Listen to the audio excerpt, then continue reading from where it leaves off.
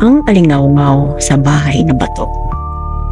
Sa isang liblib na baryo sa Batangas, may isang lumang bahay na bato na matagal nang abandonado.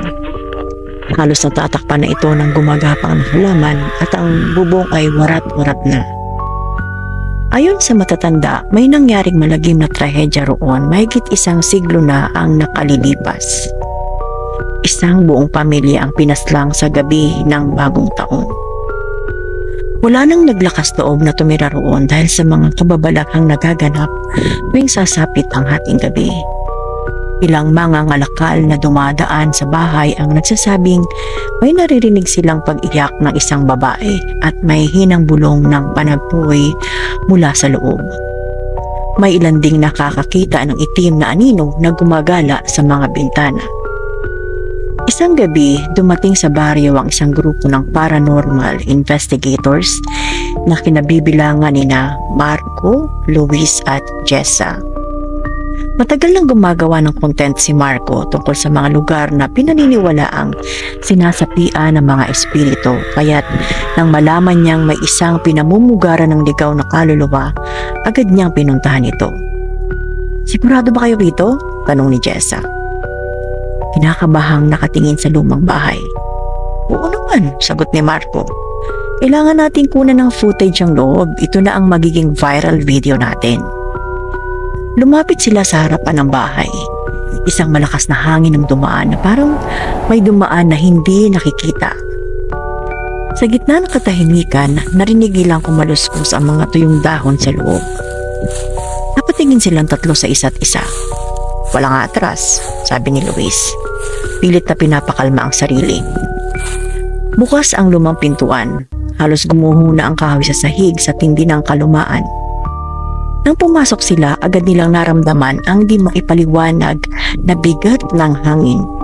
Parang may nakamasid sa kanila.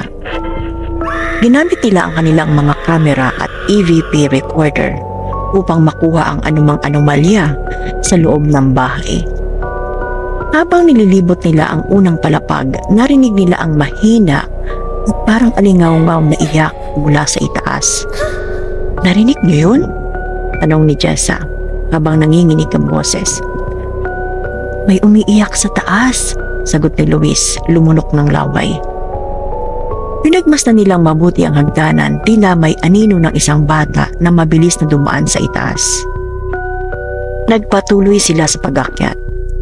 Habang paakyat sila, nararamdaman nila ang lumalamig ang paligid, kahit hindi naman taglamig. Sa dulo ng pasilyo, may isang pintuang bahagyang nakaawang. Mula roon may mahinang boses silang naririnig. "Tulungan niyo ako." Nanlilisik ang kanilang mga mata sa takot pero hindi sila umatras. Dahan-dahan nilang itinulak ang pinto. Sa loob ng silid may lumang aparador silang, isang sirang kama at isang antigong salamin. Lahat ay natatakpan ng alikabok.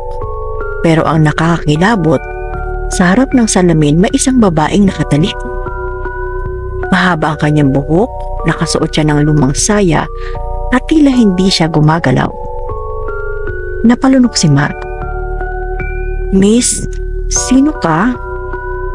Dahan-dahang lumingon ng babae. Wala siyang mukha. Napasigaw sina Jessa at Luis. Tumakbo sila papalabas ng silid pero biglang bumagsak ang pinto at nag-lock mag-isa. Sumisigaw si Jessa, pinipilit buksan ng pinto habang si Luis ay napaatras sa isang sulok.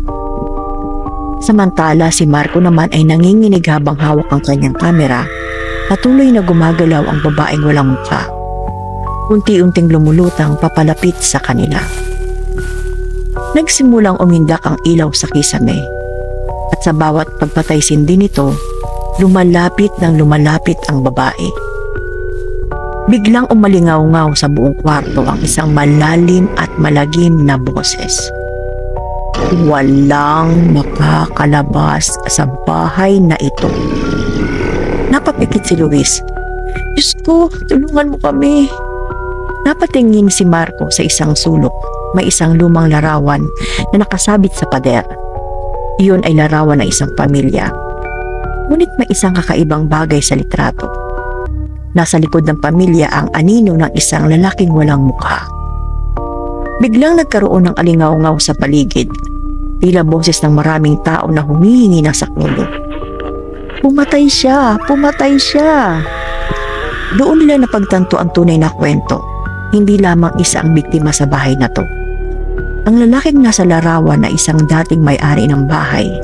Isang mamamatay tao na pinagpapapatay ang kanyang sariling pamilya. Hanggang ngayon nakagapos ang kanilang mga kaluluwa sa bahay na bato. Pinagdurusa ng espiritu ng lalaking iyon. Nagkatinginan sina Marco, Luis at Jessa.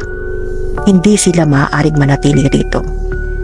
Biglang bumukas ang pinto at nagdilim ang buong paligid.